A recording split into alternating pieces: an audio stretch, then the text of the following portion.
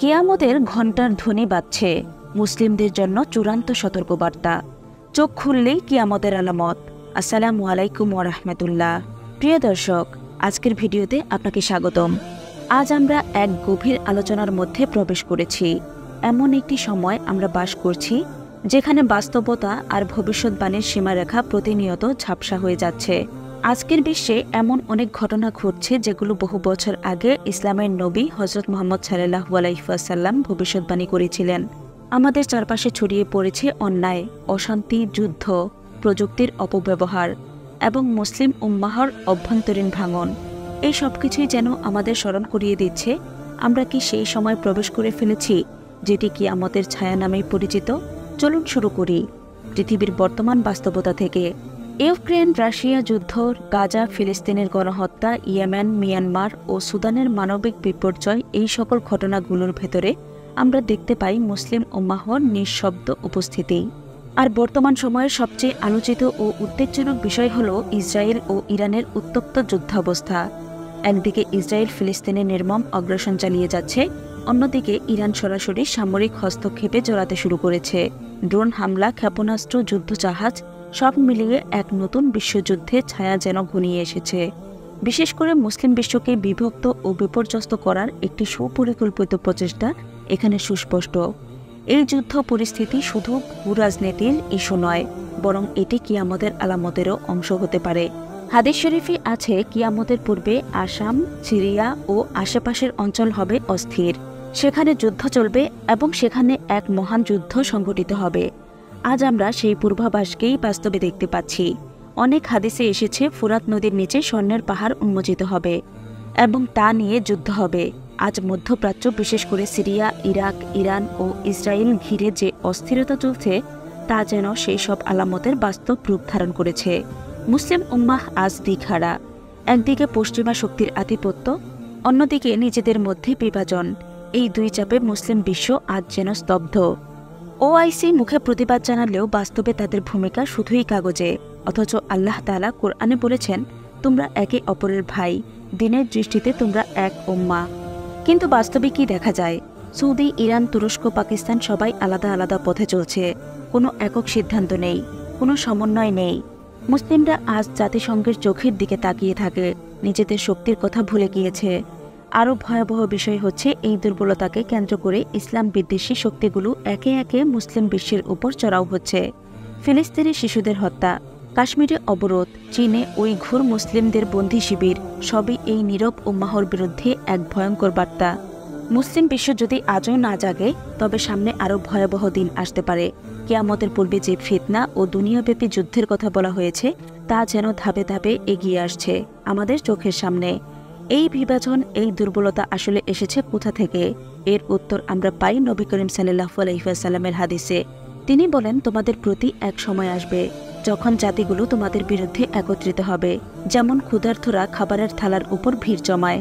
সাহাবীরা জিজ্ঞেস করলেন, আমরা কি তখন সংখ্যায় কম হব? তিনি বললেন, না, বরং তোমরা সংখ্যায় অনেক হবে, কিন্তু তোমরা ফেনার মতো। তোমাদের অন্তর থেকে আল্লাহর ভয় দূর করে দেবেন এবং তোমাদের অন্তরে উহান ঢুকিয়ে দিবেন। সাহাবীরা বললেন, হে আল্লাহর রসূল, উহান কি? তিনি বললেন, দুনিয়ার ভালোবাসা ও মৃত্যুর ভয়। এই উহান আমাদের সমাজে আজ সুস্পষ্ট। আমরা এখন দুনিয়াকে আঁকড়ে ধরেছি এবং আখিরাতকে ভুলে গেছি। আমরা যতটা না চিন্তিত আখিরাত নিয়ে, তার চেয়ে অনেক বেশি চিন্তিত ফেসবুক লাইকের সংখ্যা, ইউটিউবের সাবস্ক্রাইবার আর টিকটকের ভিউ নিয়ে। ইসলামের ভবিষ্যৎবাণী অনুযায়ী কিয়ামতের ছোট ছোট আলামত একে একে বাস্তব হয়ে উঠেছে। রাসূল সাল্লাল্লাহু আলাইহি ওয়াসাল্লাম বলেছেন, এক সময় আসবে যখন হারামকে হালাল মনে করা হবে, নারীরা পোশাক পরেও নগ্ন থাকবে, গান বাজনা হবে সাধারণ সংস্কৃতি এবং মসজিদ হবে সাজসজ্জার জায়গা, কিন্তু ইবাদতের স্থান হবে না। আজ আমরা কি দেখছি? সামাজিক মাধ্যমে অশ্লীলতা সাধারণ বিষয় হয়ে দাঁড়িয়েছে। মুসলিম তরুণ তরুণীরা নিজেদের জীবন আদর্শ বানাচ্ছে এমন মানুষদের যারা ইসলাম বিরোধী, চরিত্রহীন এবং ধর্মহীন। ফ্যাশনের নামে চলছে শরীর প্রদর্শনের প্রতিযোগিতা। আমাদের সন্তানরা জানে না ঈসা আলাইহিস সালাম কে ছিলেন, কিন্তু জানে কে সবচেয়ে বিখ্যাত গেমার, ইউটিউবার কিংবা অভিনেতা। কিয়ামতের আরেকটি বড় আলামত হলো ইলম উঠিয়ে নেওয়া। আজ ইলম থাকা সত্ত্বেও তার উপর আমল নেই। ইসলাম সম্পর্কে জানার আগ্রহ কমে যাচ্ছে, বিশেষ করে তরুণদের মাঝে। অনেকেই দিনের খোঁজ না করেই নিজেদের মন মতো ইসলাম বানিয়ে নিচ্ছে। কেউ বলছে ইসলাম হচ্ছে শুধু মন ভালো রাখা, কেউ আবার বলছে ধর্ম ব্যক্তিগত ব্যাপার। অথচ ইসলাম ব্যক্তিগত জীবন থেকে শুরু করে রাষ্ট্রীয় পর্যায় পর্যন্ত সবকিছুর জন্য দিক নির্দেশনা দিয়েছে। আরেকটি ভয়াবহ দিক হলো প্রযুক্তির অপব্যবহার। আজকের আধুনিক প্রযুক্তি যেমন উপকারে আসছে, ঠিক তেমনি এর ভেতরে দিয়ে দজ্জালের যুগের প্রস্তুতি চলছে। স্মার্টফোন, সোশ্যাল মিডিয়া, কৃত্রিম বুদ্ধিমত্তা, ফেস রিকগনিশন, ডিজিটাল কারেন্সি, এই সব কিছু মিলে এমন এক ব্যবস্থার দিকে আমরা এগিয়ে যাচ্ছি যেখানে মানুষের চিন্তাভাবনাও নিয়ন্ত্রণ করা সম্ভব। আমরা যখন কোরআন পড়ি সেখানে আল্লাহ তাআলা বলেন, যখন আমি মানুষকে সৃষ্টি করলাম তখন তাকে বিবেক ও বিচার বোধও দিলাম, কিন্তু আজ সেই বিচারবোধ যেন হারিয়ে গেছে। আমরা এখন এমন এক সমাজে বাস করছি যেখানে মানুষ কোনো কিছু বিশ্বাস করার আগে দেখে এটা ভাইরাল কিনা, জনপ্রিয় কিনা, এটা দেখা হয় না সত্য কিনা। দজ্জাল এমন এক ফেতনা নিয়ে আসবে যা এতটাই ধোঁকাবাজি হবে যে একজন ইমানদার ব্যক্তি সকালবেলা ইমান রাখবে কিন্তু বিকেলে কাফির হয়ে যাবে। রাসূল সাল্লাল্লাহু আলাইহি ওয়াসাল্লাম বলেন, তার সঙ্গে আগুন ও জান্নাত থাকবে, কিন্তু তার আগুন হবে জান্নাত আর জান্নাত হবে আগুন। অর্থাৎ সত্যকে সে এমনভাবে উপস্থাপন করবে যা মিথ্যা মনে হবে, আর মিথ্যাকে এমনভাবে সাজাবে যা মানুষ সত্য মনে করবে। আজকের মিডিয়া, বিশেষ করে সোশ্যাল মিডিয়া, দুনিয়া কি ঠিক এই কাজটাই করছে না? কেউ যদি আজ সত্য কথা বলে তাকে বলা হয় হেট স্পিচ, আর কেউ যদি ধর্ম নিয়ে ব্যঙ্গ করে তাকে বলা হয় ফ্রিডম অফ স্পিচ। কেউ যদি শরিয়াহ এর কথা বলে তাকে মৌলবাদী তকমা দেওয়া হয়, আর কেউ যদি ইসলাম বিদ্বেষ ছড়ায় তাকে বলা হয় মুক্তমনা। এই বিভ্রান্তির মাঝেও রাসূল সাল্লাল্লাহু আলাইহি ওয়াসাল্লাম আশা দিয়েছেন। তিনি বলেছেন, আমার উম্মতের মধ্যে সর্বদা একটি দল থাকবে যারা হকের উপর অটল থাকবে, কেউ তাদের ক্ষতি করতে পারবে না। প্রিয় ভাই ও বোনেরা, আজ আপনাকে সিদ্ধান্ত নিতে হবে, আপনি সেই দলের অন্তর্ভুক্ত হবেন যারা হককে আঁকড়ে ধরে রাখবে, নাকি আপনি ভেসে যাবেন স্রোতের সাথে। এই সময়ে করণীয় কি? প্রথমত নিজের ঈমান রক্ষা করতে হবে। নিয়মিত নামাজ পড়া, কোরআন তেলাওয়াত, দোয়া করা, দোয়ার মাধ্যমে নিজেদের আত্মিক শক্তি বৃদ্ধি করা জরুরি। দ্বিতীয়ত পরিবারকে দিন শেখাতে হবে, সন্তানদের কোরআন শিক্ষা দিতে হবে, তাদেরকে পর্দার গুরুত্ব বোঝাতে হবে এবং দুনিয়ার মোহ থেকে বাঁচাতে হবে। তৃতীয়ত সমাজে ন্যায় প্রতিষ্ঠায় সক্রিয় হতে হবে। যতটুকু পারি ততটুকু আওয়াজ তুলতে হবে অন্যায়ের বিরুদ্ধে। যদি মুখে আওয়াজ তোলা না যায় তাহলে অন্তত অন্তরে ঘৃণা রাখতে হবে এবং নিজের আচরণ দ্বারা মানুষকে সঠিক বার্তা দিতে হবে। চতুর্থত অর্থ উপার্জনে হালাল হারামের পার্থক্য বুঝতে হবে। হালাল রিজিক শুধু জীবনের প্রয়োজনে নয়, ঈমান বাঁচানোর অন্যতম উপায়। পঞ্চমত মুসলিমদের মধ্যে ঐক্য গড়ে তুলতে হবে।